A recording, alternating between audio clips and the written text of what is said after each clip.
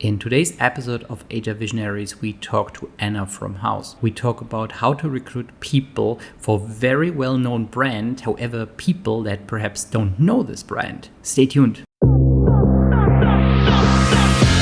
Welcome to HR Visionaries, where we unlock the secrets of modern HR. I'm Benjamin, your host. Join us as we shed light on today's HR universe with HR leaders and innovators from across the globe. Whether you're an HR pro, a business leader, or just curious about the future of work, this is your shortcut to the forefront of HR innovation. Brought to you by Hire, the AI talent attraction platform. Welcome to the latest episode of HR Visionaries. I'm very much looking forward to my guest today. Ana, it's great to have you on. Thank you so much. Thank you for having me. Happy to be here. Ana, can you tell us a bit about yourself? Who are you? Sure. So my name is Ana Harris-Padley. I currently work at Houzz, where I'm the VP of People Services. So basically that means responsible for all things HR globally. Our company is about 1,000 people in size with operations in multiple countries around the world. Prior to Houzz, I spent about 10 years at Google in a number of different roles, started in recruiting. Fun fact is I used to recruit for the Doodlers, so the people who draw the Google Doodles, which was interesting. I ended up moving to London with Google and still in the recruiting team, but eventually moved into HR. And then I ended up at Houzz, and I've been here since about 2016. Okay, you need to tell us a doodle painting story. So they come up with something that is normally quite it's something that describes this particular day, and then they paint something. Yeah, so they're mostly artists by training, right, or graphic design. So that was at the time that I was recruiting for them, there was only one person really who was doing all the doodles, if you can believe it. But they needed to grow the team because that was obviously a not very tenable situation. So I traveled to a number of art schools in the US, and because it's a really broad artistic background that they look for, right? It's not just graphic design. Some have illustration backgrounds, some have watercolor, right? Like if you see the doodles, they're all very different. So yeah, I would go and talk to art students. Many of them were surprised that Google was at an art school looking to recruit. And through that process, we ended up hiring, I think, 2 junior designers who joined the team. But yeah, it's essentially a very, very complex graphic design because it's taking what is typically pen and paper illustration and trying to translate it to digital. So a very interesting angle of art, but a very cool experience to do something that was very different than any other recruiting that most of the people at the company were doing, right? Which is, software engineers and technical people.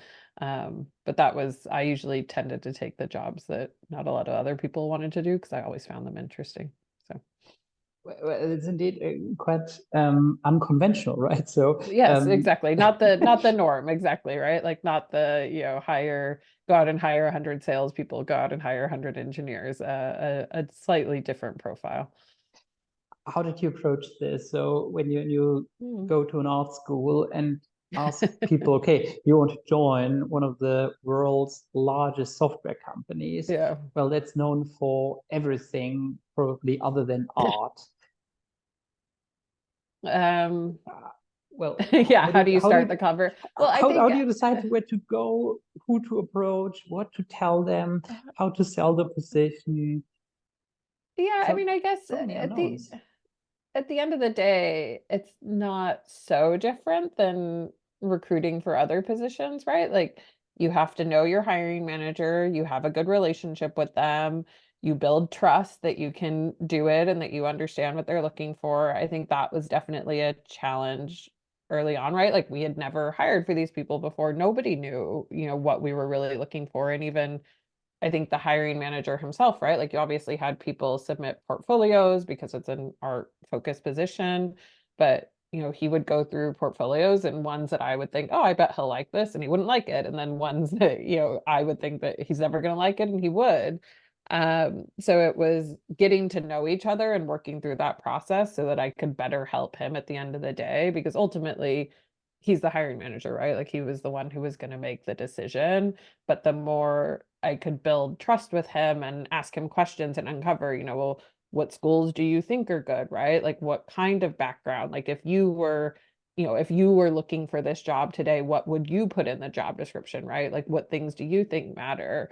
Because I don't know those things. I'm not an artist, right? I'm not a person who could do that job. So I have to rely on him to help me uncover those things. And, the more I could build a relationship with him and he trusted me, then the more we could refine what we were looking for together. And then part of it is just time too, right? Like you don't always, hit it out of the park the first time. Like you have to work together and there has to be mutual understanding that yeah, at the beginning, we'll look at a lot of people and a lot of things, but as, I better understand, I can help you refine. And then together we can think about what is the right process, right? And how do we, once we have the people that we like, how do we then decide who's the right person for the job?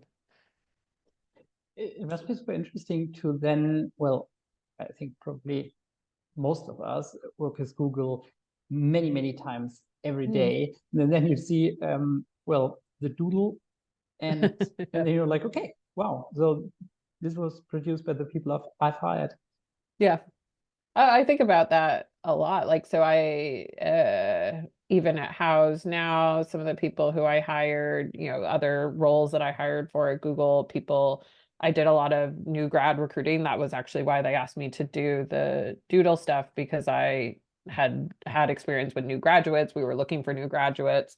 Now I had been hiring new graduates for our marketing program, right? Which, is a very different profile than a doodler, but still, right? Like I was experienced in going to schools, talking to students, talking about Google, helping them understand, our story and what we were trying to do and what we were looking for. Um, so yeah, it comes back to, again, you go out and you find the right people and you help them. In some ways working with graduates was interesting too, because it's like you're also helping them figure out what they want, right? Like what are they looking for in their career? So maybe that's how I ended up in HR, because I like the advising part as much as I like the doing part. Well, that was actually my next question. So why joining HR? Was that also something you had in mind when you left school, or how did you end up become a leader in the HR space? Not at all. And so in the US, it's certainly not as common as it is in some international countries to study exactly what, your vocation, I guess, so to speak. So I didn't know anyone who studied HR, right, or who had that as kind of their major or their focus area.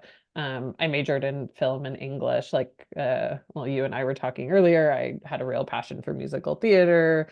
I think part of me thought I would go to New York and somehow work in musical theater, not be on the stage. That was not my thing. Maybe, I don't know, work in the office or something. But in any case, so I didn't really know what I wanted to do. My dad was a graphic designer, so he was always very interested in technology, always had the latest Apple computer, would go to Macworld, and so I kind of always had this loose affiliation with the technology industry and was always interested in it because of him.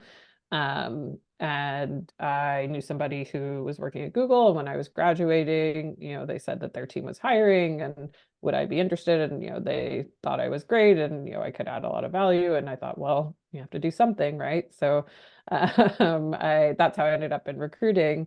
And I was in a sorority in college. And if anyone is familiar with sororities, you have a large recruitment process, right? That's how you get people to join. And so, running large recruitment processes was something I had some experience with as well. So it kind of felt natural in a way, or it felt like something I, knew I was capable of. But that's how I got into recruiting. Like I said, I did a bunch of new grad recruiting, which was hiring at volume or hiring at scale. And then from there, kind of ended up in different recruiting functions, moved to London with the company. And at that point, I'd probably been doing recruiting maybe 6-ish years. It's kind of deciding, do you want to continue down that path and become a manager? Do you want to spread your wings and do other things? And at the time I was working for YouTube. So YouTube had just started building what are now called Next Lab. So it's basically where they bring in creators to use their studio space in order to improve the quality of their content. So basically supporting the creator community more. Again, a very different profile that Google wasn't used to hiring for, right? You're hiring studio technicians and video editors and things like that. But I loved it because it was new and it was different and interesting. And part of that project also meant we consolidated a number of teams under this new organization that was going to support the creator community. And that's where I had more exposure to HR, because at the time there wasn't anyone dedicated to the YouTube team from an HR perspective outside the US. And so even though I was primarily the recruiter, people started coming to me, asking me HR questions. I got involved in these projects. And that's when I started thinking, I feel like I'm getting my recruiting work done a lot faster so that I can go and work on the HR projects because they're, so interesting. And then that was the point where I thought, maybe I should try and go into the HR side and see how that works. And I was lucky that there was an internal opportunity, which I applied for and was selected for, where I moved over to support our general and administrative functions, so G&A from an HR perspective. And that's where I learned to do HR. You just mentioned, you worked at Google, starting a kind of new business line, or however one would put it. Therefore I was wondering, reinventing parts of the company in a very established organization. How does that impact HR talent acquisition, given you probably worked with software engineers previously, and then you were hiring people, let's say, from blue collar jobs, which is a very, very different kind of skill set you then need. How did you approach this? I mean, look, you're lucky with the brand at the end of the day, right? Like if you work at Google, you don't call anyone on the phone and they're like, what company is that? Right? Like people know who you are straight away. Let me Google I think where the questions come in is, why is, again, I worked on, why does Google want to hire a video editor? Why does Google want to hire a studio technician? Why does Google want to hire somebody to work on music industry things, right? Like, and so I think everyone wants to take the call. What you have to convince them of, or help them understand, and how they can add value, right? Because at the end of the day, everyone wants to get gratification out of their career. They want to grow and develop, right? They want to feel supported. They want to feel, that they have opportunity. So it's a little bit of focusing more on that piece, because I think that's where the hesitation comes from in those situations. Is if this is the first time you're doing this, how do I know it's going to work out? How do I know it's going to benefit me in the long run? And so it's finding a way to be able to tell that story. And then making sure that your interviewers, your hiring managers, right, everyone who's part of the process is also aligned around that, because it can't just be the recruiters sharing that message. It has to be everyone who they interact with, and they have to feel that there's, belief in this area and that it's really, something that could work. So I think it's a lot of making sure that you're working with the business and they're, saying the things that you would want and expect them to say, but also that you're prepared to answer some of those tougher questions earlier on. Because sure, if I'm on the other side, right, I would be a bit skeptical myself of, well, how is this going to work? And, how am I going to grow if, the company isn't focused on what I'm good at? Well, and then also the question around culture, right? And like, okay, will I fit into a culture? Let's say I'm a studio technician. It's like, okay, will I fit into the Google culture? So, and you probably as a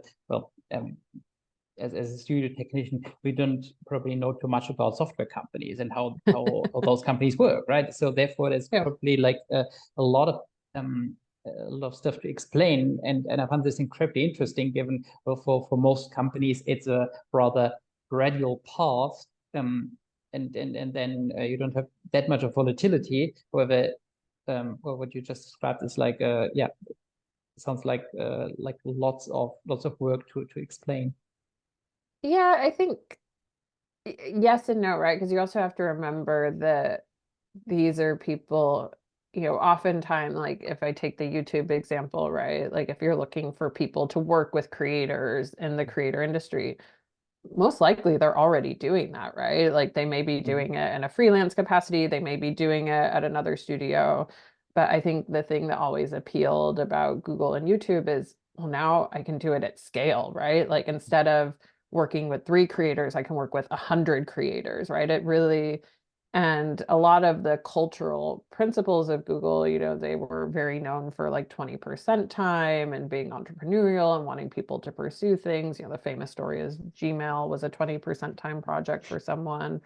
Like that, some of those things still existed, right? So it's like you can come and do this thing that you're already doing, because again, that's who we look for, right? You look for people that are already in the community, who know YouTube, who know, the profile, who know the type of people that they'd be working with.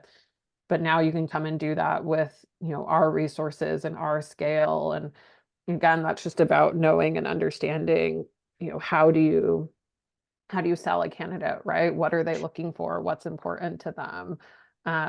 And to be a good recruiter, you have to know your job, right? You have to know your candidate. You have to know, what's going to drive them at the end of the day. And yeah, I do think for a lot of people, working in that space, like if you work with, creators, if you work with content, doing that at YouTube is like, you're going to the big dance, right? Like, oh, you've been called up to the big leagues type of thing. So I think it was appealing for a lot of people in that way.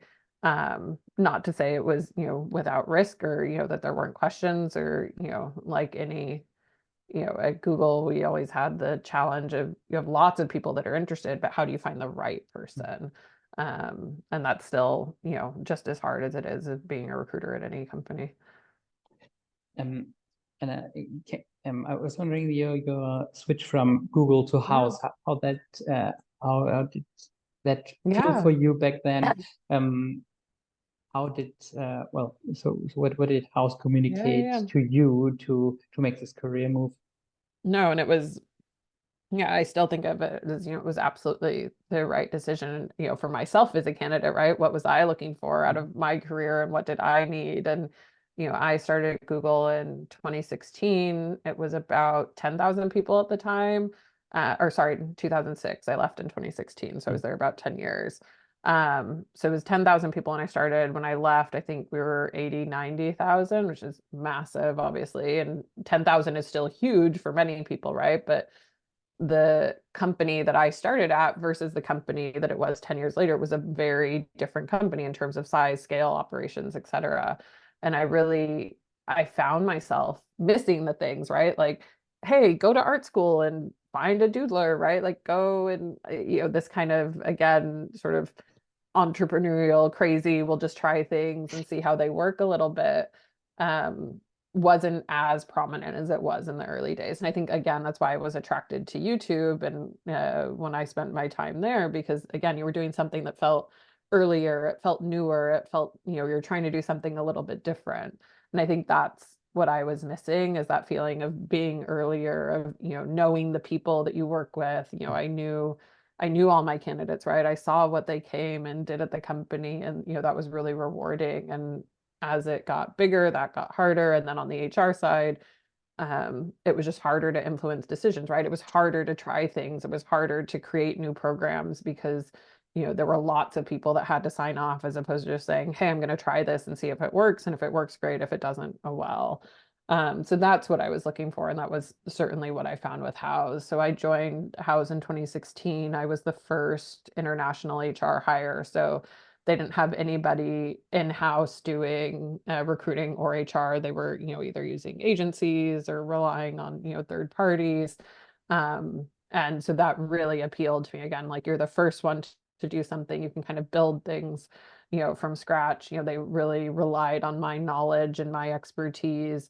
And I could the company, I think, let's see, outside the US at the time, we were a few hundred people, right? Like that's a size where you can almost know everyone, right? Or you can at least know them by name, if not have a personal relationship with them. Um, and I think that that's what I was missing. And that's certainly what I found, right? The ability to have an impact, to know the leaders of the organization, to be able to work with them directly and learn from them, was really meaningful. And especially for me at that point in my career, it was really a question of, I feel like I've learned a lot. Can I go and do this on my own, so to speak? And I think, looking back, the answer was yes, but still at the time, right? You always doubt yourself whenever you're making any change like that. Well, what you just said around switching from mostly relying on third parties to in-house. When do you think is the best time to do this? So you just mentioned, okay, well, they already had a few hundred people before you joined, but worked a lot with external parties that may then also be very costly. And absolutely. You don't have the expertise in-house. You don't have the chance to impact a lot. So when do you think is the right time to make the switch? So if it were me and if I were scaling it, right, it's the first thing, obviously, you have to think about growth and recruiting, and I think it makes sense that most people start there versus with HR. And to me, that's a pretty simple cost calculation, right? How much are you paying to agencies? Like, agencies have a place, and I think there are great agencies and not so good agencies, as I'm sure anybody who works in HR has experienced. But when you're hiring at scale, when you're growing, when you're hiring in the tens of people, not the ones or twos of people, right? Like that's where you should be looking at, a pretty simple cost analysis. How many people do you project to hire? What is an average agency fee? What is a recruiter salary? And can you ultimately do better? I think as long as the cost is similar, even a little bit more expensive of having somebody in-house, the benefit that you get of somebody who knows your brand, can talk to candidates, right? Who knows the hiring manager, who has that relationship, just that ability to be able to speak to people and really understand.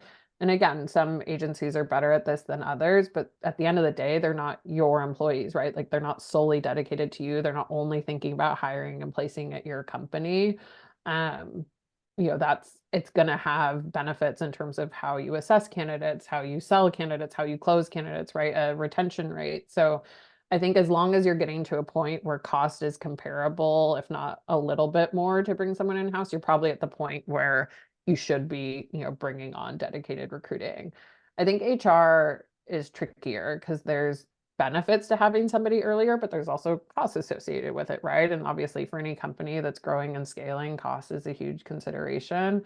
But I think as early as you can, I guess, would be my recommendation, because the earlier that you have HR there, and I mean, you're probably talking about the point where you're getting to maybe 100 or so people, right?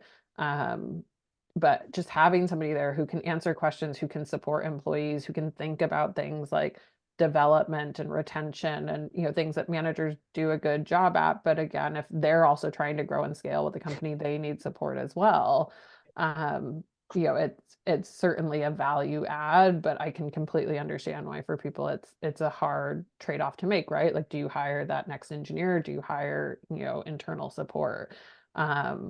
There are great metrics out there around, what is the size and what is the right scale and what's a good ratio of, HR recruiter to employee count. But I think for any company, you more have to decide at which point is it genuinely important to you. Because you also see a lot of that in the HR world, right? Companies where, their VCs or whoever, their advisors are telling them, oh, you should go and hire an HR person.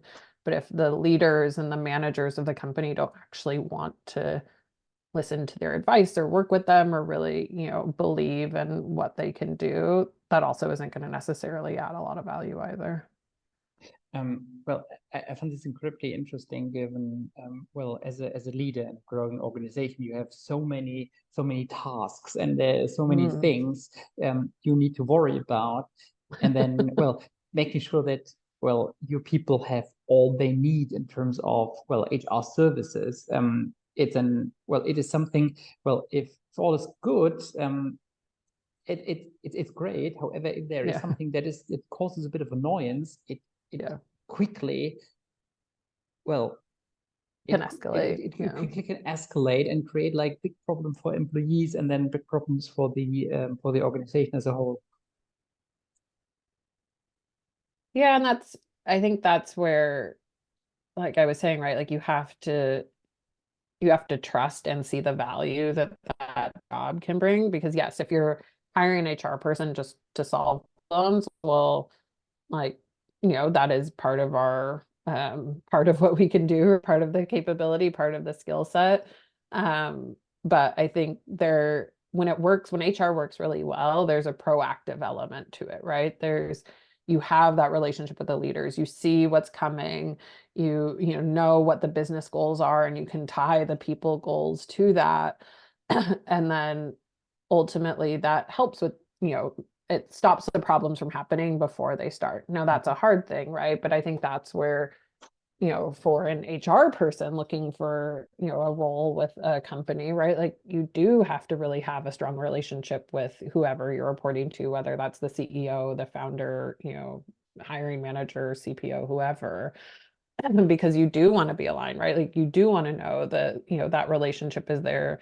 And that takes time, right? Of course, you have to build it and work on it and, showcase the work and the capability that you have. But, if there isn't that mutual understanding from the beginning of the value that, an HR professional can bring, it can be a really hard uphill battle. And like I said, then you're spending all your time solving the problems versus being able to prevent them from happening in the first place, because you're not, brought into the conversation. You're not seen as adding value to, to the organization.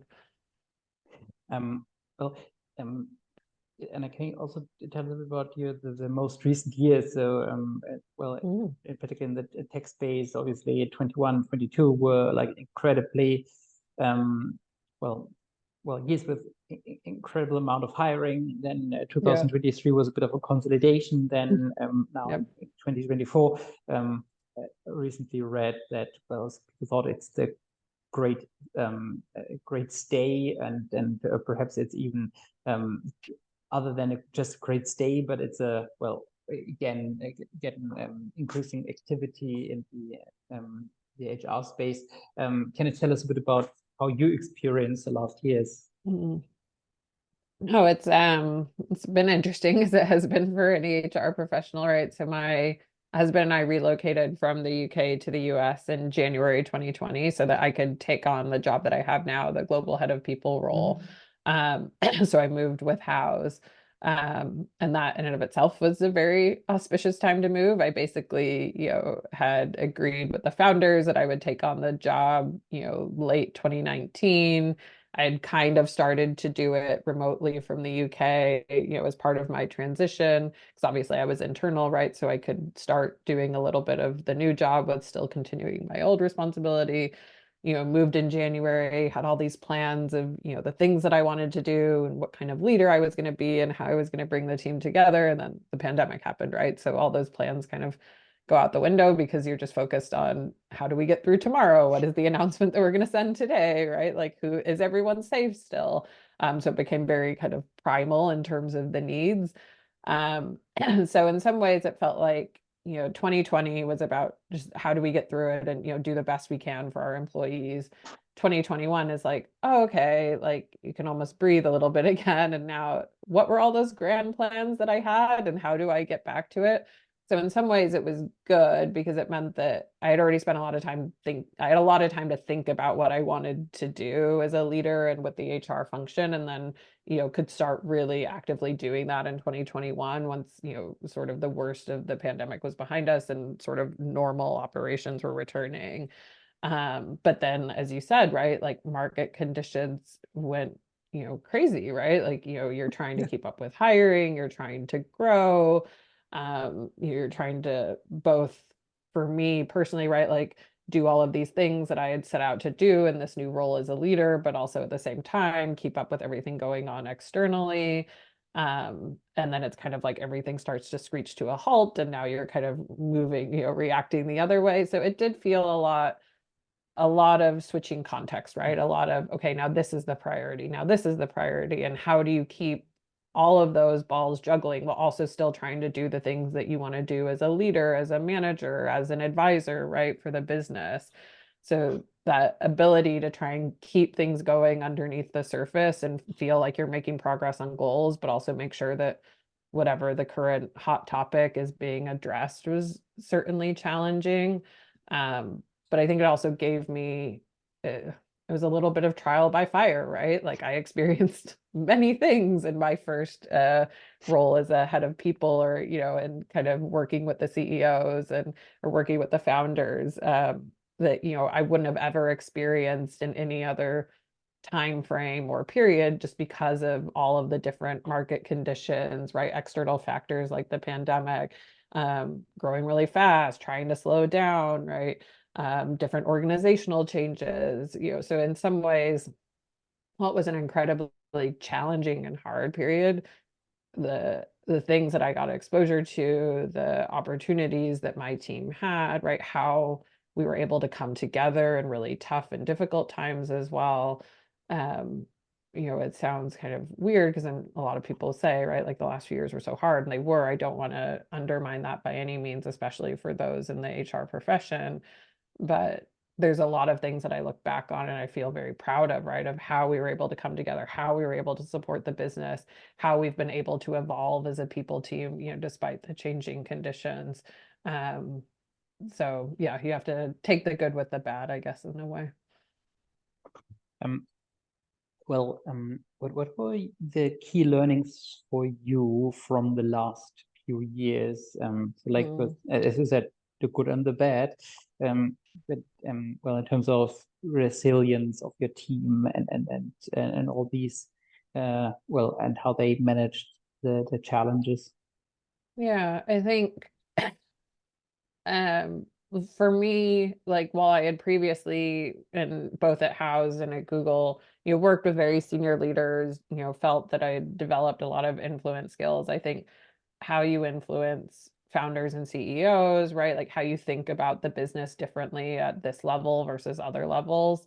That's certainly been a big learning, right? Just, the type of conversations you have, what levers you have, right? Like what really can, win hearts and minds, so to speak, versus like, well, I just think this is the right thing to do.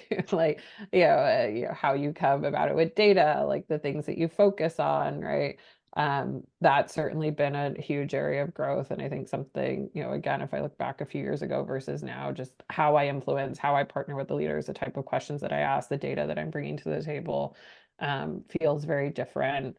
Um, I think the other big one is probably, this idea of you can get through anything, right? It is a real feeling of, at the time there were so many things over the last few years where I just thought like, oh my gosh, how are we going to get through this, right? Like, how am I going to support my team through this? How am I going to support the company through this? Or how am I going to, myself, get through this? And to come out the other side and know, even in the most difficult of circumstances, you can still learn something, you can still make positive change, you can still help people move forward, is really, really adds a lot of value to me personally, right? But also not to be so afraid of change, right? Like sometimes big change is needed, sometimes it's necessitated by the circumstances, but whatever it is, there's a way to get through it to the other side, and there's a way to do it where, you can hope to add improvement and add value along the way and not only see it as, a negative thing. I think has been a big learning for me as well. Would you say that, the last few years were the most extreme in your entire career, or was it something comparable to this? Um, it's hard because it's hard to say one time or the other is more extreme, right? Because you're at a different level, therefore you have exposure to different things, right? As I said, I started my career in 2006. So I was at Google during the economic recession in 2008. And that at the time was equally scary, right? Equally, sort of jarring. And, I was very early in my career then. And, to watch things change quickly around you, right? Organizational change, to have the concern of, am I gonna, have a job, right? Like things like that. In some ways, it's hard to say, was I more worried then than I am now? I don't know. Or than I was, like during the height of the pandemic, right? Like they're just very different situations. But I think again, it's that experience where I look back on it and I say, well, I got through that, right? Like I moved to London, I didn't know anyone, I got through that and that worked out okay, right? Like I, went through an economic recession and, came out the other side, we went through a pandemic. So again, I think it's more about reframing it to, what did I learn? How was I resilient? How did I overcome whatever challenges I faced at the time? Because yeah, is one worse or more difficult than the other? They're very different situations at very different times in your life. But it doesn't devalue one anymore more than it makes another one more, important. It's just, again, what do you take away and what do you learn from it and how do you try and, get yourself in a better position or, more knowledge or more value that you can, bring to future situations. Well, there's a proverb in Germany that says, well, in the end, it turned out well. It always turned out well. So it's actually quite funny. Anna, my last two questions for you. So first of all,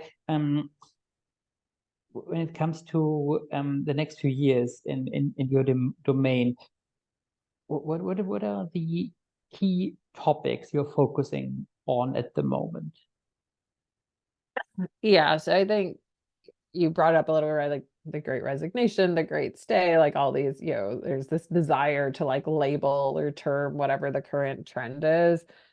I try not to subscribe to those so much because I think, again, right, like economic conditions change, things will change and they'll call it something else and, to win headlines, I guess, so to speak. So I try and focus more on what matters to our company, what matters right now, and try and do something also that looks a little bit towards the future because again, you can't always fully predict. If I think about the themes that we're thinking a lot about now, at least for ourselves and our team, is one, how despite all the change that we've been through, right? Like how do you continue to keep people engaged, continue to give people the opportunity to deliver their best performance, continue to allow them to help develop when, like many companies, right, through change, workloads change, responsibilities change, remits change, and you still want people to feel like they can grow, they can develop, they can build their career, and ultimately that should pay dividends to the business, right, in terms of retention and things like that. But to me, that's never changed, right? It doesn't matter whether it's the Great Resignation, the Great Stay, whatever. It's how do you engage people and help them deliver their best performance for, what the business needs. And so trying to work a lot with leaders to think about, looking back at all the change that we've been through, how do we now do that, right? Are there different ways? Are there new ways? Are there things that we haven't done before? So trying to, again, take what we've learned and think about how we apply that to the future. I think the other thing that many companies are thinking about now too, right, is like this world of remote, again, how do you engage people in remote? How do you make people feel connected to either their business or their work or the mission? Because that is so important in terms of, retentive value and what you can, have people feel inspired and feel like, they're passionate about what they're working on. But, I don't think anybody would deny it's harder in remote, right? It's not, I don't see it as better or worse, right? I think every company has to make the right decision for them and how they're set up and what works best. I don't think there's an optimal there's not a right or a wrong answer. You have to do what's best for your individual company, but then whatever that answer is, how do you make the best of that situation? How do you make it work as well as possible? So really trying to think a lot about that, because again, I think that, should pay dividends in business impact. So those are probably the few that are top of mind right now. Cool. And my last question is, do you have a question for any future HR Visionaries guest you would love to ask? Good one. I think if I just went to a networking dinner the other night, and I usually, to be honest, don't love to go to those things because I'm an introvert naturally. I'm not an extrovert naturally. So I get my energy. Does? I do think there are people, I do think extroverts, right? But even, some salespeople who you would assume are naturally extroverted are quite introverted. So you never know, I guess, is the answer. But I was talking to somebody and they asked me, what do you think, what's the best coaching question, or how do you get the most out of a coaching scenario? Because I think there is a perception among some HR professionals that coaching can have benefits, but is not always what people think it to be, right? It kind of reminds me of talent development in that way, where it's like, oh, let's get some training, like that'll solve the problem. And it's like, well, that may not always solve the problem. But I thought it was a really intriguing question of like, how do you know coaching is working, or what kind of questions do you ask coaches to know that, they're worth kind of their salt, or they can really bring the best out of it.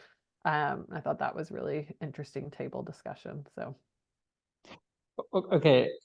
You have to provide us some answers at least. It's a super interesting question. I never thought about it, but it's I would say it's actually quite difficult. It's super tricky, right? I don't know that anyone at the table had a easy answer. I think what it came down to in the cases where it felt most successful was the relationship that you have with them, right? Like the track record of success, the knowledge of, so whether that person is recommended to you and can provide you a specific example. It's almost like recruiting and interviewing, right? Like, here was the situation, here was the action I took, here was the outcome. Without having that, just, it's hard again to justify. So I guess that seemed to be the best answer, was treat it like any other interview, assess them like you would any other employee, because at the end of the day, just somebody telling you, hey, this person is great, doesn't always result in the outcome that you want. So I guess do your homework and do your legwork. Whether there's a particular one question, I don't think so, but if anybody knows it, I'd be delighted to know. Yeah, but I think it's would also be my answer to, well, so what's your experience indeed? Yeah. Well, and it's like that specific example, right? And we talk a lot about this with behavioral interviewing, but you really want to be able to see that somebody can provide specific examples that help solve your particular problem. Because I think that's the other thing with coaching, is every case is so different, right? Every case is so unique in what you're trying to solve. And that was what I spent a lot of time talking about, is, again, like I was saying with the training question, you have to first uncover, why does somebody want coaching in the first place, right? Like, what are they trying to solve? What is the problem that they're trying to work towards? Because coaching may not be the right solution. And then of course the coaching engagement doesn't work out, right? Because that wasn't the right answer in the first place. But it's an interesting area, in terms of I guess like dating in a way, right? You have to find the right fit, and you have to know what you're looking for in the first place. Anna, thank you so much. It was incredible talking to you, and was great impact. I do it again. No, and thank you. Yeah, thank you very much. Thank you for the invitation. Thank you for having me. Always good to talk to, a fellow professional in this space, and talk about things that are interesting and still unsolvable. Like we said, still looking for the right solutions. Cool. Thank you so much, Anna. It was great talking to you. Bye bye. Of course. Have a great rest of your day. Thank you. Same. Bye bye.